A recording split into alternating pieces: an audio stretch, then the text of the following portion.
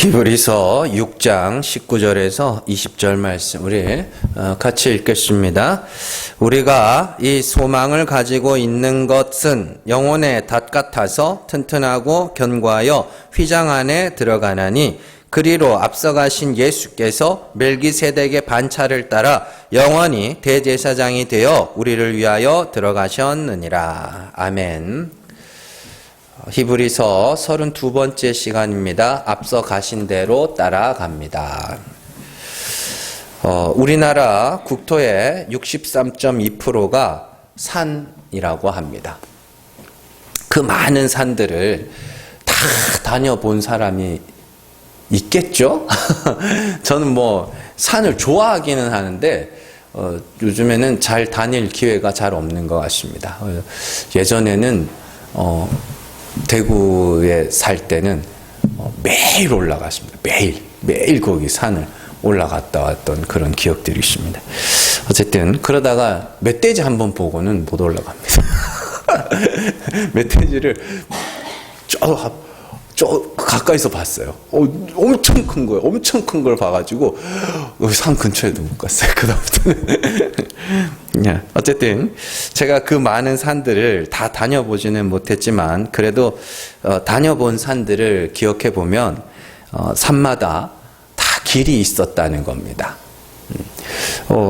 가는 곳마다 참 여러 갈래의 길들이 산에 있었어요. 그래서 그 길만 따라가면 정상을 올라가든지 아니면 밑으로 산 밑으로 내려가든지 할 수 있었던 거죠. 그러니까 이제 보통 산에서 길을 잃어버리는 사람들이 둘 중에 하나입니다. 자기가 새로운 길을 개척하겠다는 사람 아니면 저게 길인가 하고 길이 아닌데 길인가 하고 속아서 가는 사람 둘 중에 하나죠. 보통 길은 이제 정상 아니면 그 산 밑에 하산 이렇게 이제 나눠져 있죠. 그런데요, 우리가 한번 생각해 보면은 그 산마다 길이 있다는 게 되게 신기한 일입니다. 그게 당연한 일이 아니에요. 어떤 길이든지 길이 있다는 것은 맨 처음 그 길을 걸어간 사람이 있다는 뜻이고요. 그리고 그가 간 길을 뒤따라간 사람도 있다는 뜻이죠. 길이라는 것은 누가 먼저 가지 않으면 저절로 생겨나지 않습니다. 그렇기 때문에 아무리 이름 없는 산이라 할지라도 거기에 길이 있다면 누군가가 거기를 왔다 갔다 했다는 흔적인 것이죠. 자, 그래서 성경에 보면은 길이라는 단어가 많이 나오거든요. 길. 근데 이 길이라는 단어를 의, 생명 이런 데다 자꾸 갖다 씁니다. 그러니까 이 성경에 보면 의라는 단어가 나오는데 보통 우리가 도덕이나 철학이나 이런 데서는 의를 인간의 어떤 특정한 행동을 의라고 합니다. 그래서 의로운 행동, 의로운 이런 거 이야기를 하죠. 그래서 이제 예를 들면 최근에 이제 굉장히 안타까운 사고가 있었죠. 한 이틀인가? 3일 전인가?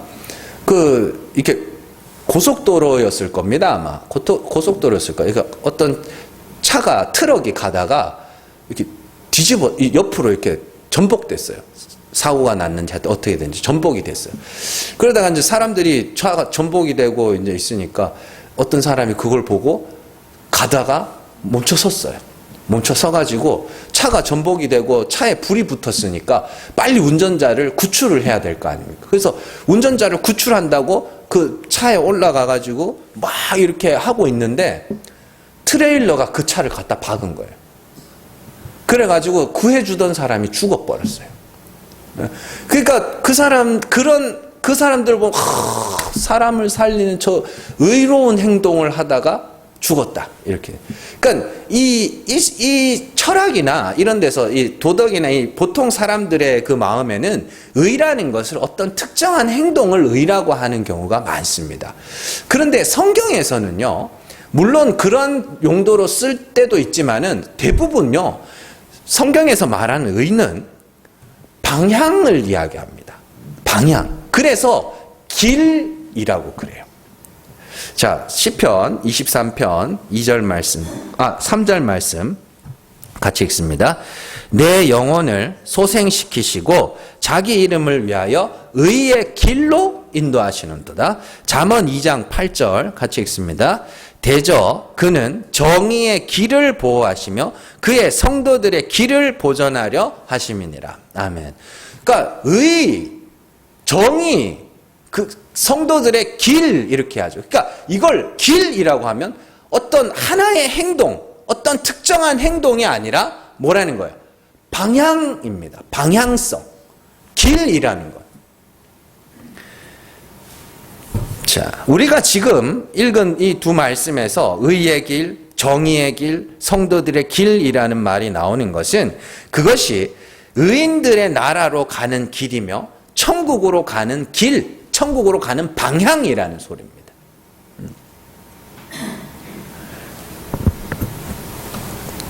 그리고 그 길을 보호하시고 그 길로 인도하신다는 것은 두 가지 의미가 있는데, 하나는 먼저 그 길을 걸어가신 분이 있다는 것이고, 그리고 먼저 그 길을 걸어가신 분이 우리를 그 길로 인도라고 이렇게 번역이 되는데 대부분 끌고가 맞습니다. 네. 뭔 말인지 아시겠어요? 아니요. 이 길이 생명길이 내가 가야지. 이게 아닙니다. 끌고 가는 겁니다. 자, 시편 23편 여러분들 잘 아시죠? 자, 선하신 목자, 예수, 여호와 하나님이죠. 여호와는 나의 목자시니 내가 부족합니다. 그가 나를 어디로 끌고 가요? 사망의 음침한 골짜기로 끌고 가죠. 거기 양들이 따라와 그러면 따라와요, 안 와요? 안 와요. 끌고 가야 돼요. 사망의 음침한 골짜기는 끌고 가야 됩니다. 그렇게 생각하시면 돼요. 그러니까 이 헬라어에서는 인도라는 단어, 아고라는 단어인데 이게 대부분 어떤 보통 헬라어 다른 책들 있잖아요. 성경 말고 다른 책들 보면 보통 끌고 간다는 소리입니다. 끌고 간다. 그래서 사람이 누군가를 인도하기 위해서는 길을 알아야 하며 길을 알기 위해서는 그 길을 뭐 해야 돼요? 가봐야 알죠. 그래서 예를 들면 이렇습니다. 하나님께서 모세를 미디안 광야에서 몇 년 동안 살게 하셨어요? 40년을 살게 하셨죠. 자, 후에 하나님은 모세를 이스라엘의 목자로 세워서 광야에서 이스라엘 백성들을 몇 년? 40년 동안 인도하게 하십니다. 광야 길을, 그 광야를 모세가 잘 알았어요? 몰랐어요? 잘 알았어요. 잘 알았다고요. 잘 아니까 길을 아는 자를 뭐 하는 거예요? 이스라엘의 인도자로 세워 그를 뭐 하는 거예요? 끌고 가는. 물론 하나님께서 끌고 다니신 겁니다. 그러나 그 앞에서 인도자로 세운 모세 역시 뭐 하는 거예요? 광야를 잘 알아요. 잘 알아요. 그 광야를. 마찬가지죠. 예수님을 우리의 목자라고 하는 이유도 예수님께서 그 길을 아시며 그 길을 걸어가신 후에 우리를 뭐 한다는 거예요? 그 길로 끌고 간다는 소리입니다. 사도행전 2장 27절에서 28절 말씀 같이 읽습니다. 이는 내 영혼을 음부에 버리지 아니하시며 주의 거룩한 자로 썩음을 당하지 않게 하실 것이미로다. 주께서 생명의 길을 내게 보이셨으니 주 앞에서 내게 기쁨이 충만하게 하시리로다 하였으므로. 아멘. 이 사도 베드로는 예수님의 죽음과 부활에 대한 설교를 하면서 예수님은 죽었다가 살아나셨다. 그러면서 뜬금없이 생명의 길을 보이셨다. 이렇게 이야기합니다. 이게 뭐냐면 죽었다가 살아나는 것이 뭐라는 거야? 생명의 길이야. 그런 이야기입니다. 그래서 베드로의 설교가 어떻게 끝나요? 베드로의 설교가 회개하고 그리스도의 이름으로 세례를 받고 죄사함을 받으라. 이렇게 끝나요. 이게 뭐예요? 회개하고 그리스도의 이름으로 세례를 받고 죄사함을 받으라. 이게 뭐예요? 죽으라는 이야기입니다. 죽으면 하나님이 살린다. 그게 생명의 길이다. 그게 의의 길이다. 그게 성도의 길이다. 그게 십자가의 도다. 이렇게 이야기를 하는 겁니다. 그러니까 이거를 우리가 사도행전의 2장에 나오는 베드로의 설교를 정말 굉장히 중요한 설교입니다. 왜냐하면 그게 설교의 모본이거든요. 그래서 그리스도께서 죽은 자 가운데서 살아나시고 보좌 우편에 올라가심으로 말미암아 예수님께서 이게 천국 가는 길이야를 보여주신 겁니다. 예수님이 말씀하신 넓은 문, 넓은 길, 좁은 문, 좁은 길도 똑같은 이야기입니다. 문제는 많은 사람들이 넓은 문을 통과하여 넓은 길을 가려고 하지만 좁은 문, 좁은 길을 가려고 하는 자들은 거의 없다는 것이죠. 자, 마태복음 7장 13절에서 14절 말씀 같이 읽습니다. 좁은 문으로 들어가라. 멸망으로 인도하는 문은 크고 그 길이 넓어 그리로 들어가는 자가 많고 생명으로 인도하는 문은 좁고 길이 협착하여 찾는 자가 적음이라. 아멘.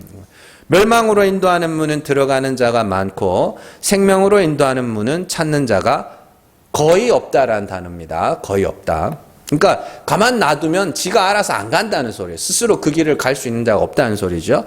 자, 그러면 왜 사람들은 멸망으로 인도하는 문으로 들어가려고 하는 것일까요? 제가 주일날도 말씀드렸죠. 왜요? 거기가 생명길처럼 보이거든요. 자, 예를 들어서 구약에 보면 재밌는 이야기가 나옵니다. 창세기에 보면 아브라함의 시대에 아브라함의 조카 롯이 이제 롯의 목자와 아브라함의 목자가 막 서로 싸우죠. 싸우고 다투고 막 그러다 보니까 아브라함이 이제 같이 있으면 안 되겠다. 그래서 야 이제 우리 찢어지자. 네가 좌하면 내가 우하고 뭐 이러면서 그런 이야기를 하죠. 네가 우하면 내가 좌하리라 그럽니다. 그때 이제 롯이 산을 둘러보죠. 근데 그게 좀 나는 참 목사님들이 왜 유교적 시선, 유교적 관점으로 그 말씀을 보는지 모르겠어요. 롯이 싸가지가 없대. 롯이 싸가지가 없어가지고, 아브라함이 먼저 아이고, 아브라함, 먼저 고르세요. 제가 반대로 할게요. 아니랬다는 거예요. 왜 성경에서 장유유서를 찾냐고요. 그런 이야기가 아닙니다. 자, 여기서 재밌는 게 뭐냐면, 그 롯이 소돔 땅을 택할 때에 성경이 아주 재밌는 이야기를 합니다. 한번 보세요. 창세기 13장 10절 말씀 같이 읽습니다. 이에 롯이 눈을 들어 요단 지역을 바라본즉 소알까지 온 땅에 물이 넉넉하니 여호와께서 소돔과 고모라를 멸하시기 전이었으므로 여호와의 동산 같고 애굽 땅과 같았더라. 아멘. 여호와의 동산이 어때요?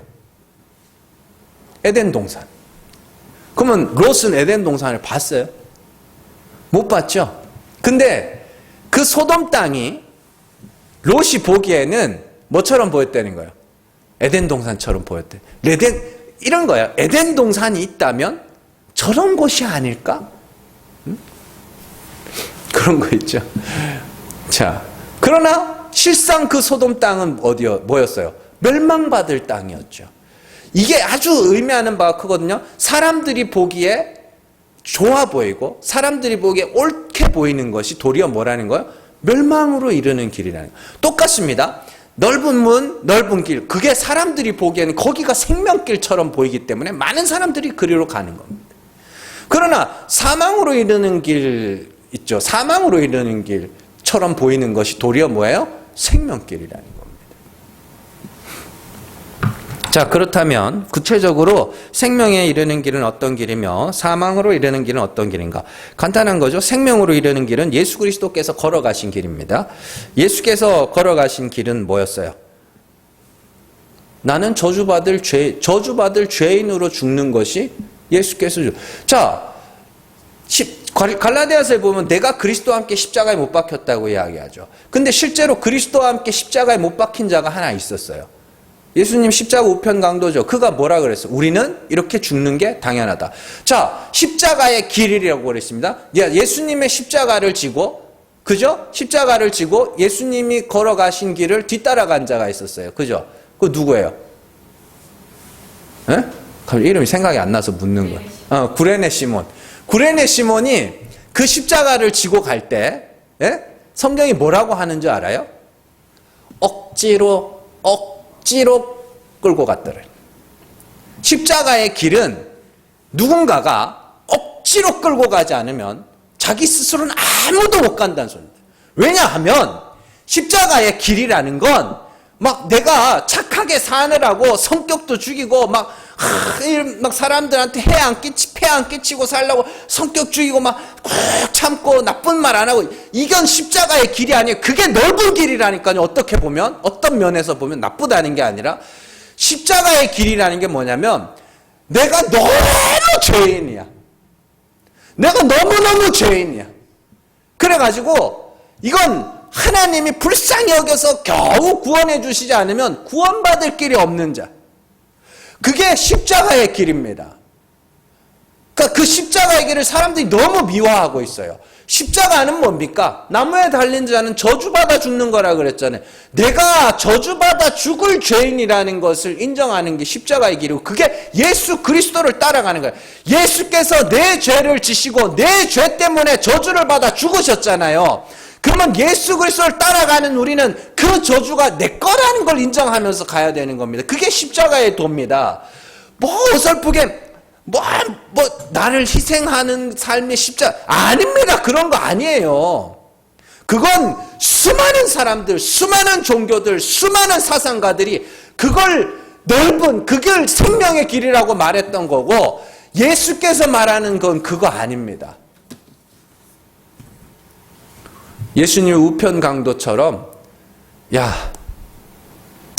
우리는 죽어도 아무 할 말 없는 죄인이야. 우리는 사형당해도 진짜 할 말 없는 자들이야. 이게 십자가의 길이고, 그게 의의 길이고, 그게 생명의 길입니다.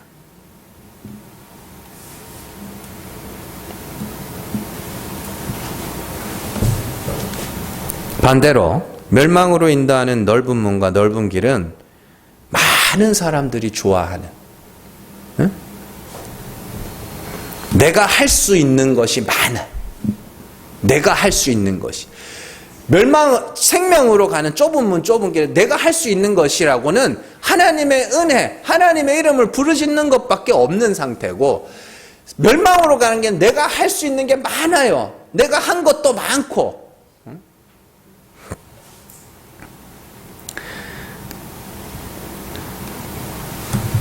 그래서 생명으로 이르는 길은 하나님만 바라보아야 하는 길입니다.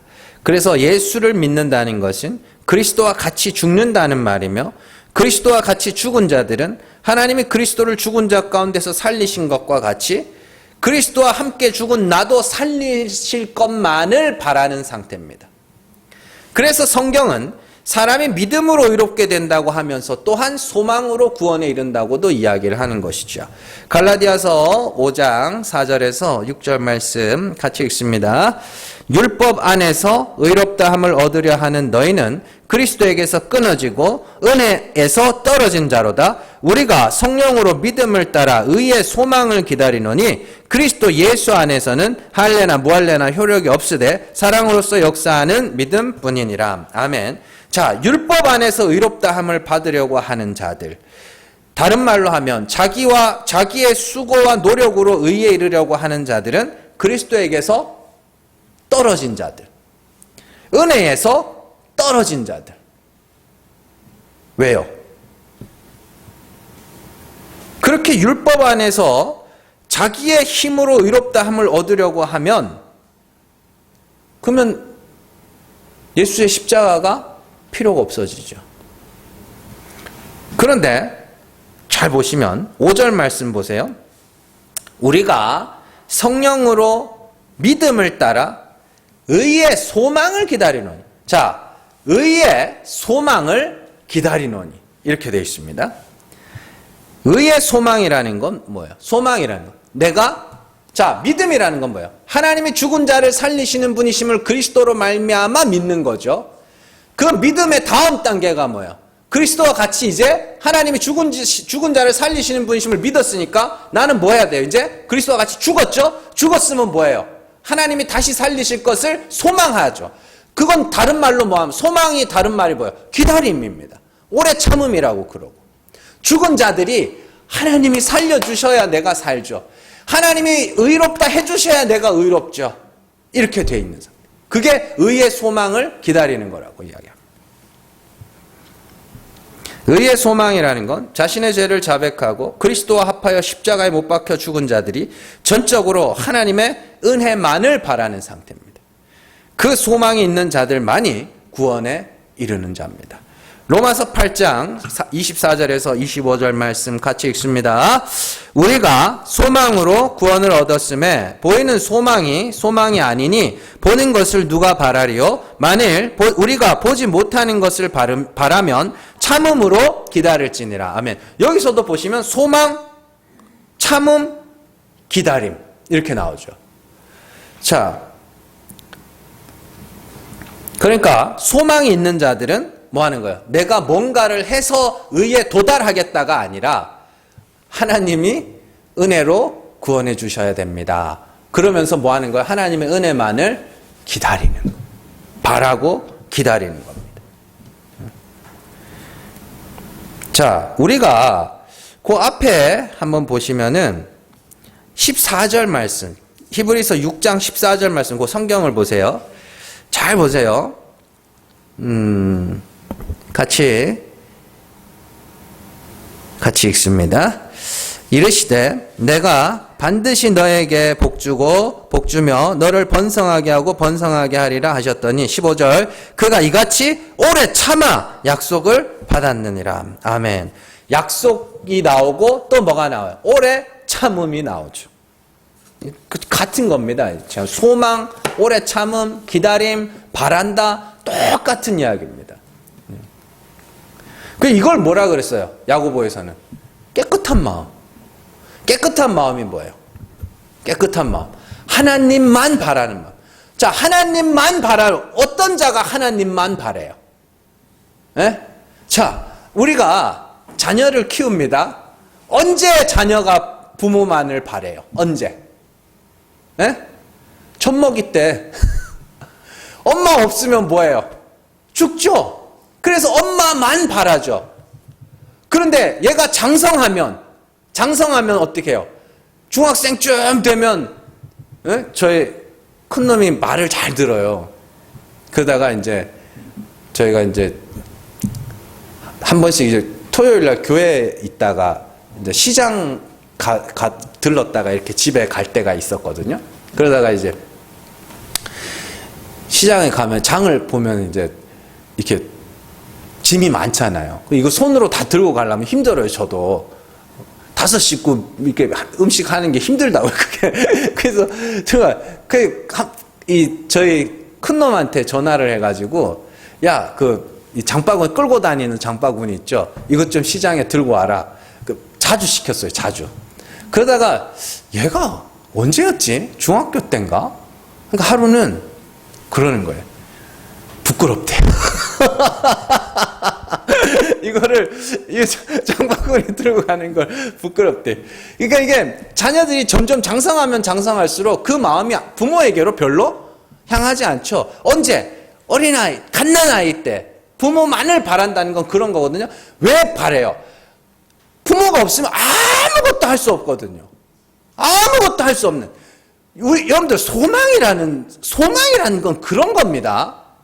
소망이라는 건 하나님 내가 이만큼 했으니까 이만큼 해주세요. 이건 소망이 아니고 이건 거래라고 그러는 거고, 소망이라는 건 하나님이 안 해주면 나는 아무것도 할 수 없습니다. 이 상태를 소망이라 하고 그때는 하나님이 해주실 때까지 뭐 해야 돼요? 기다리는 수밖에 없는 거고, 그걸 하나님만 바란다고 하고, 그걸 뭐라는 오래 참음이라고 이야기를 하는 겁니다.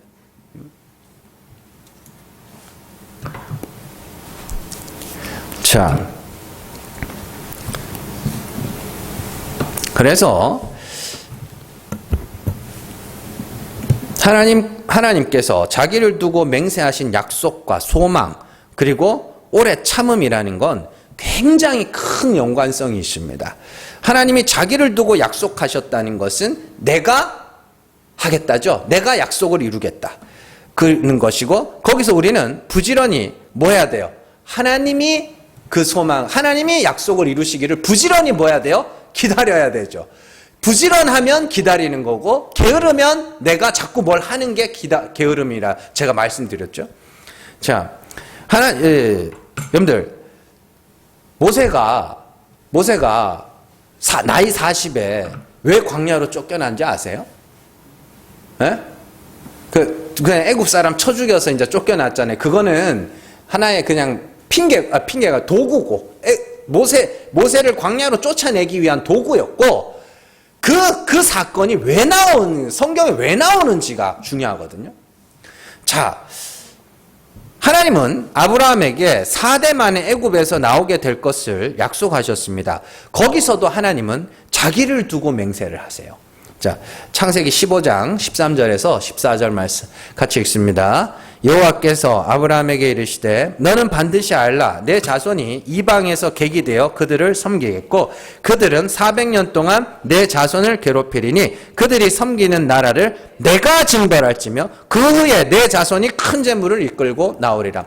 여기서도 제일 중요한 건 객이 되어 섬기고 400년 동안 괴롭히고 큰 재물을 이끌고 나온다가 아니라 내가 하겠답니다. 내가 징벌하여 내가 끄집어내겠다는 겁니다. 그게 핵심이에요. 하나님의 약속의 핵심. 하나님의 애굽을 징벌하시고 하나님이 이스라엘이 큰 재물을 이끌고 나오게 하시겠다. 하나님이 하시겠다예요. 자, 그렇다면 하나님의 때가 이르기 전에 누군가가 이스라엘을 구원하겠다고 하면 그러면 그건 게으른 거죠. 하나님의 약속과 맹세의 의미를 알고 하나님을 소망하는 자들은 어떻게 해야 돼요? 하나님이 건져내실 때까지 내가 하겠다는 마음을 접어야 돼요. 그래서 모세가 자기 백성을 위하여 애굽 사람을 쳐 죽였을 때 하나님이 모세를 뭐 하는 거예요? 광야로 쫓아내시는 겁니다. 왜요? 모세가 만약에 이스라엘 백성들을 구원한다면 이건 하나님이 구원하신 건지 모세가 구원한 건지 알 수가 없죠. 그러니까 모세의 시편에 뭐라 그래요? 110편인가요? 109편인가요? 110편인가요? 거기서 그러죠. 사람의 연수가 70이요. 건강하면 80이라고 그러죠. 강건하면 80이라고 그러죠. 근데 모세가 언제 부름 받았어요? 80. 그러니까 연수가 80인데 80에 부름 받았으면 모세는 자기가 생각하기에 뭐라는 거예요? 죽었다는 소리예요. 그거 모세의 시편, 모세의 시입니다, 그거. 그러니까 나는 죽은 자와 같을 때 하나님이 나를 부르심으로 말미암아 내가 이스라엘 백성들을 끌고 나올 때에 저거는 저 사람은 다 늙어가지고 아무것도 할 수 없는 사람, 죽은 자와 같은 자가 애굽을 건져내야 비로소 뭐 하는 거예요? 이스라엘 백성도 애굽 사람들도 하나님이 건져내셨구나. 하나님이 그때 아브라함에게 약속하셨던 그 약속을, 이삭에게 약속하셨던 것을, 야곱에게 약속하셨던 것, 하나님이 약속을 이루셨구나. 그걸 알게 되는 거죠. 그래서 하나님이 모세가 40대 혈기왕성하고 높은 지위에 있고 힘과 권세가 있을 때에 모세를 광야로 보내버리신 거예요. 그때는 아직 때가 아니에요. 하나님 정하신 때가 아니에요. 그렇다면 이러한 원리를 우리 구원에 적용을 해봐야 됩니다. 제일 중요한 거죠. 우리의 구원도 하나님의 약속과 성취의 원리와 동일합니다. 하나님은 죽은 자를 살리시는 하나님입니다. 그리고 예수님은 그의 죽으심과 다시 살아나심, 그리고 보좌 우편에 올라가심을 통하여 하나님께서 어떻게 우리를 구원하시는지를 친히 보여주셨고 친히 그 생명의 길을 걸어가신 겁니다. 그러면 우리도 역시 예수 그리스도께서 걸어가신 길을 똑같이 걸어가야 되는 거죠. 자, 히브리서 2장 9절에서 10절 말씀 같이 읽습니다. 오직 우리가 천사들보다 잠시 동안 못하게 하심을 입은 자 곧 죽음의 고난을 받으심으로 말미암아 영광과 존귀로 관을 쓰신 예수를 보니 이를 행하심은 하나님의 은혜로 말미암아 모든 사람을 위하여 죽음을 맛보려 하심이라. 그러므로 만물이 그를 위하고 또한 그로 말미암은 이가 많은 아들들을 이끌어 영광에 들어가게 하시는 일에 그들의 구원의 창시자를 고난을 통하여 온전하게 하심이 합당하도다. 아멘. 잘 보세요. 예수님은 하나님의 아들이신데 천사들보다 잠시 동안 못하게 하심을 입은 자, 사람으로 오셨다 해서. 이는 예수님께서 사람의 몸으로 이 땅에 오셨다는 뜻인데, 그러면 사람의 몸을 입고 오신 예수님께서 무슨 일을 하셨냐면 9절 말씀. 죽음의 고난을 받으심으로 말미암아 이렇게 되는데 죽음의 고난을 통하여 영광과 존귀로 관을 쓰셨다. 자, 죽음의 고난을 받자 하나님이 그를 죽은 자 가운데서 살리셔서 영광과 존귀로 관을 씌우셨어요. 그리고 중요한 것은 예수님이 사람의 몸으로 오셔서 죽음의 고난을 통과하여 영광과 존귀로 관을 쓰신 이유를 모든 사람을 위하여 죽음을 맛보려 하심이라. 뭔 말인지 아시겠어요? 모든 사람을 위하여 죽음을 맛보셨다. 여기서 모든 사람을 위하여 죽음을 맛보셨다는 것은 다른 사람들의 죄를 대신 지셨다라는 의미도 있지만 특별히 요 구절에서 히브리서 기자가 강조하는 것은 예수님이 먼저 보좌로 가는 길을, 보좌로 천국으로 가는 길을 우리에게 보여주셨다. 그래서 예수님이 자신을 뭐라고 이야기해요? 야곱의 사닥다리라고 이야기합니다. 야곱이 베델에서 잠들었을 때에 그 사닥다리로 천사가 오르락 내리락 하죠. 그게 뭐예요? 하나님 나라로 가는 길이거든요. 자, 그런데 예수님께서 저기 요한복음에서 내 위로 천사들이 오르락 내리락 하는 걸 보게 될 거야. 내가 그 야곱의 사닥다리에 이렇게 이야기를 하거든요. 그 말은 뭐냐면 내가 그 천국으로 가는 길을 너희에게 보여주겠다는 뜻입니다. 그리고 그 길을 직접 걸어가심으로 우리에게 길을 보여주셨고 그 다음 이제 그 10절 말씀 한번 보세요. 그러므로 만물이 그를 위하고 또한 그로 말미암으니 누구예요? 하나님입니다. 여기서는 하나님이에요. 아버지 하나님이에요. 자, 여기서 그가 많은 아들들을 이끌어 영광에 들어가게 하시는 일. 영광이 뭐예요? 영광과 존귀로 관을 쓰게 하시는 일을 줄여서 영광으로 들어가는 길이라고 합니다. 자, 많은 아들들을 이끌어 영광에 들어가게 하시는 일에 그들의 구원의 창시자 예수 그리스도입니다. 구원의 창시자를 고난을 통하여 온전하게 하심이 합당하다. 온전하게 하심은 영광과 존귀로 관을 씌우신 거예요. 자, 그러니까 결국엔 뭐예요? 예수님이 십자가에서 죽으시고 부활하시고 승천하신 그 모든 과정들이 천국으로 가는 길, 천국으로 가는 방법을 우리에게 보여주셨다는 뜻입니다. 그리고 하나님은 예수께서 보여주신 그 길대로 우리를 어떻게 하겠다고요? 많은 아들들을 이끌어 그 길로 끌고 가겠다고 하는 것이죠.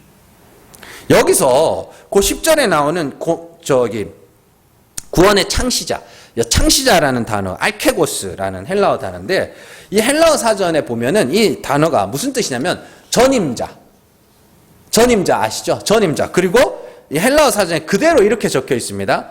어떤 일에 있어서 지도력을 갖고 예를 제시하는 사람. 뭔 말이냐? 이건 이렇게 하는 거야. 그죠? 그래서 만두를 만드는 사람, 이제 처음 만두를 배우는 사람이 그 만두 장인한테 가가지고 만두를 뭐 하는 거예요? 그러면 장인이 뭐예요? 잘 봐. 만두피에 물을 묻히고 속은 요만큼 넣고 이렇게 하면 돼. 요게 구원의 창시 알케고스입니다. 그러면 잘하든 못하든 간에 그 장인이 보여준 걸 보고 뭐 하겠어요? 그 만두를 만들겠죠. 그렇게 똑같이. 어떻게든 똑같이 만들려고 그러겠죠. 마찬가지니까 예수께서 죽으시고 부활하시고 승천하신 그 과정이 그냥 단순히 예수님이 살아나셨구나. 우와 이야 손오공이요? 구름 타고 가셨대. 뭐 이게 아니라 근두원 타고 올라가지. 그게 아니라 그 과정들이 천국으로 가는 과정이었다는 이야기입니다. 그래서 예수님께서 십자가에서 죽으실 때 성소와 지성소를 가로막는 휘장이 찢어지죠. 근데 진짜 지성소가 어디예요? 하나님 보좌, 하나님이 계신 거기, 하나님 나라, 거기가 지성소죠. 그러니까 상징적으로 이 땅의 모형으로 휘장을 찢어졌다는 건 하늘로 가는 길이 열렸다는 뜻이에요. 이건 나중에 또 배울 겁니다. 누군가가 두루 도는 불칼과 그룹에 맞아 죽어야 그게 열리는데 예수님께서 그걸 우리의 죄를 대신 맞으시고 맞아 죽으신 거고 그게 예수님의 대제사장 직분이고 그러나 동시에 우리의 왕으로서 우리의 목자로서 예수님의 직분은 뭐예요? 그 길을 열어놓고 여기야 여기 이 방향이야 이 방향 이게 예수 그리스도께서 우리에게 보여주신 생명의 길입니다. 의의 길입니다. 히브리서 2장 18절 말씀 같이 읽습니다. 그가 시험을 받아 고난을 당하셨은즉 시험 받는 자들을 능히 도우실 수 있느니라. 아멘. 예수님이 어떻게 우리를 도우셔요? 자, 이런 겁니다. 아무리 봐도 아닌 것 같아. 아무리 봐도, 왜냐하면 사람은 많은 사람들이 가는 길을 그걸 따라가려고 그러거든요. 그게 옳은 길인 것 같고, 많은 사람들이 좋아하면 나도 왠지 좋아해야 될 것 같고 막 그래요. 근데 아니에요. 자꾸 이 길이래. 많은 사람들이 넓은 길로 가고, 많은 사람들이 넓은 문을 통과해서 넓은 길을 가고, 거기가 맞다고, 거기가 생명길이라고 하는데, 하나님은 아니야, 거기 아니야, 거기 멸망길이야. 좁은 문, 좁은 길을 놔두고 여기가 생명길이야. 그리고 예수께서 그 길을 걸어가셔서 하나님 보좌 앞으로 도달하는 걸 보여주셨어요, 우리에게. 근데 우리가 받는 시험이라는 게 뭐냐면, 가는데 뭐 가긴 가는데 자꾸만 뭐 하는 거예요? 불안해 죽는 거야. 불안, 이거 아닌, 이거 맞나? 그래도 내가 뭘 해야 되는 거 아닌가? 그래도 내가 뭘 해야 돼? 그게 사도 바울이 말하는 육체의 정욕, 육체의 소욕이에요, 그게. 그래도 내가 뭘 해? 그래, 할례라도 한번 받아볼까? 할례를 받으면 하나님이 나를 의롭다 해주실래나? 아니면 내가 어떻게 율법을 좀 지켜봐야 되나? 절기를 지켜봐야 되나? 재물을 갖다 바쳐봐야 되나? 그게 시험 당하는 거예요, 우리가. 그런데 예수님 우리를 도우실 수 있대요. 어떻게 해요? 보여주셨잖아요. 이렇게 죽는 거야. 율법은 그걸 먹고 죽으라고 준 거야. 그러니까 너희는 반드시 그 율법 앞에서 저주받을 죄인으로 드러나야 돼. 그러면 사람들이 뭐라 그러겠어요? 야, 저 죄인 저거 봐라, 저거. 저 예수 믿는 게 죄 짓고 살아가는 거 봐라. 그러겠죠. 지금 온 세상이 교회를 욕하고 손가락질하고 예수 믿는 사람 욕하는 게 그 이유 아닙니까?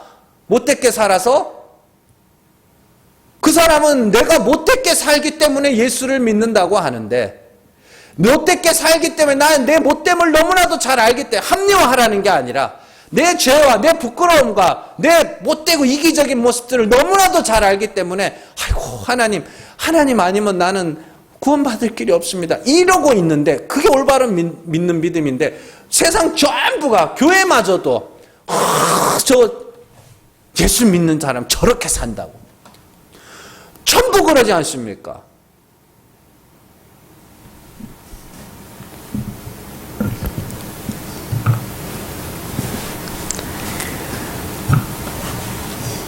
우리는 예수 그리스도께서 걸어가신 길을 따라서 그리스도와 함께 십자가에 못 박혀서 하나님이 지옥불에 던져 넣는다 그래도 아무 할 말이 없어야 되는 그 자리까지 가야 됩니다. 그 자리까지.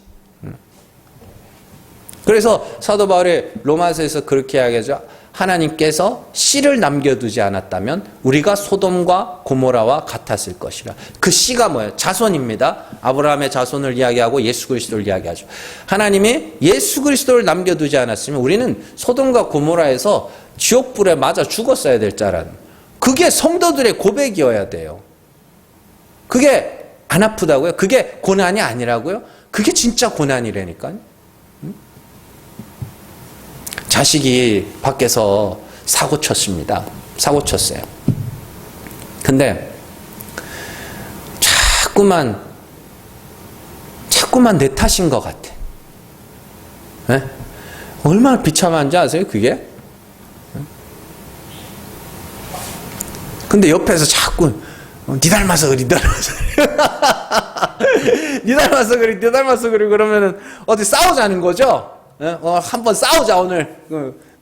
오늘 한판 싸우자 이거잖아요. 안 그래도 마음으로 괴로워하고 있는데 자꾸만 니 탓이야, 니 때문이야, 이렇게 걔가 저렇게 된 건 니 탓이야 그러면 오늘 그래 오늘 니 죽고 나 죽고 오늘 한번 해보자. 내일 아침에 부활하자 이러면서 그 죽는 거죠 뭐. 그런 거라니까요. 내가 내 부족함과 내 죄와 내 허물들을 깨닫게 되고 알게 되고 또 가끔씩은 자녀의 모습 속에서 내 모습을 발견하게 되면서 진짜 내가 지은 죄가 많구나 이런 걸 깨달을 때는요 사람이 되게 비참해집니다. 엄청 비참해집니다. 몸이야 뭐 불편할 게 뭐 있어. 몸이야 편하지. 근데 그 마음이 엄청나게 불편하다니까요. 자, 그래서 예수 그리스도의 인도하심을 따라 그리스도와 같이 십자가에 못 박힌 자들에게 있어서 소망이라는 건 결국 뭐예요? 하나님이 살리셔야 됩니다. 하나님 불쌍히 여겨주세요. 하나님 나 죽을 죄인 맞는데 그래도 하나님 조금만 불쌍히 여겨주세요. 이게 소망이라니까요. 이 상태가. 그리고 십자가에서 저주받을 죄인으로 폭로당한 자들이 할 수 있는 일이 뭐겠어요? 오래 참고 기다리며 기도하는 것밖에 없는 것이죠. 그러나 죽지 못한 자들은 계속해서 자기가 구원에 이르기 위한 끊임없는 수고와 노력을 하려고 하는 것이죠. 지금까지 살펴본 내용을 잘 기억을 하고 오늘 말씀을 다시 한번 읽어보세요. 자, 우리가 이 소망을 가지고 있는 것은 영혼의 닭 같아서 튼튼하고 견고하여 휘장 안에, 휘장이 어디예요? 지성소, 휘장 안에, 지성소 안에 들어가나니 그리로 앞서가신 예수께서 멜기세덱의 반차를 따라 영원한 대제사장이 되어 우리를 위하여 들어가셨다. 뭔 말인지 아시겠죠? 예수께서 멜기세덱의 반차를 쫓는 대제사장으로서 막혔던 길, 죄인들은 절대 가지 못하는 길을 그들의 죄를 다 짊어지시고 대신 맞아 죽으심으로 그 길을 열어놓으셨고 그리고 뭐 하시는 거예요? 그 길을 걸어가심으로 우리에게 얘들아 나를 따라와라. 나와 같이 나처럼 죽으면 너희도 살아날 거야. 그래서 우리가 그리스도를 따라 그리스도와 같이 죽었어요. 그게 뭐예요? 소망입니다. 그 소망이 얼마나 튼튼하고 견고하냐면 우리를 반드시 하나님의 보좌 앞으로 인도해 갈 거라는 이야기입니다. 그러니까 우리가 예수께서 십자가에서 죽으셨구나. 예수께서 우리 죄를 대신하여 십자가에서 죽으셨대. 거기에 머물러 있지 마세요. 그 죽음이 내 죽음이 돼야죠. 그런 후에 거기서 끝이에요? 아니죠. 하나님이 그를 죽은 자 가운데서 살리셨대. 그럼 우리도 죽은 자 가운데서 살아나겠네. 그리스도와 같이 죽었으니까. 그리고 살아나서 끝이에요? 아니죠. 승천. 우리도 하나님 보좌 앞으로 그리스도와 같이 올라가겠네. 그게 그리스도께서 이 땅에 사람의 몸으로 오신 이유입니다. 네. 단순히 신학자들이 예수님이 성육신 하신 이유는 우리를 대신하여 죽으셔야 되기 때문에 육신의 몸을 입고 오셨고 또한 하나님으로서 하나님과 안에서 중재를 해야 되기 때문에 그런 신학적인 상상력이 아니라 예수께서 이 땅에 오신 사람의 몸으로 오신 것은 우리에게 그 길을 보여주시기 위해서 그리고 하나님이 어떤 분인지를 하나님이 죽은 자를 살리시는 분이심을 우리에게 나타내시고 보여주시기 위해서 오신 것이죠. 여러분들, 내가 저주받을 죄인임을 알기 위해서 우리가 해야 되는 일이 있습니다. 뭘까요? 내가 십자가에서 저주받을 죄인이라는 것을 알기 위해서 우리가 해야 되는 일이 있다고요. 열심히 죄를 짓는 거예요? 아닙니다. 열심히 죄를 짓는 게 아닙니다.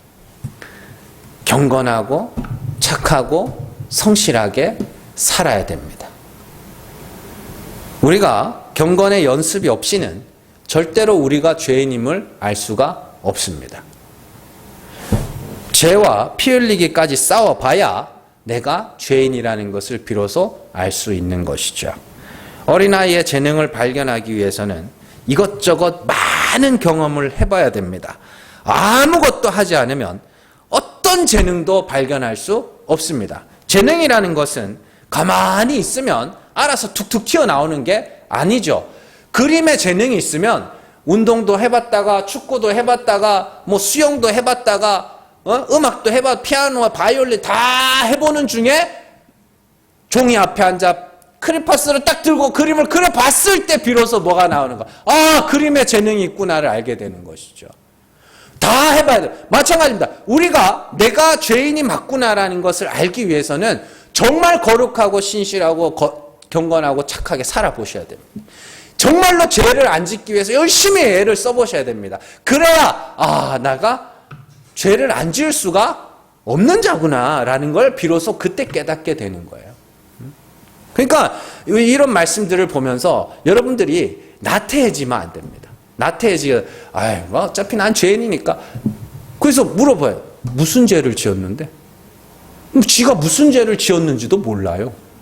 그게 어리석은 거라고요. 정말 어린아이의 재능을 찾기 위해서 온갖 학원과 온갖 경험을 다 해보는 것처럼 경건하고 의롭고 깨끗하고 신실하게 사십시오.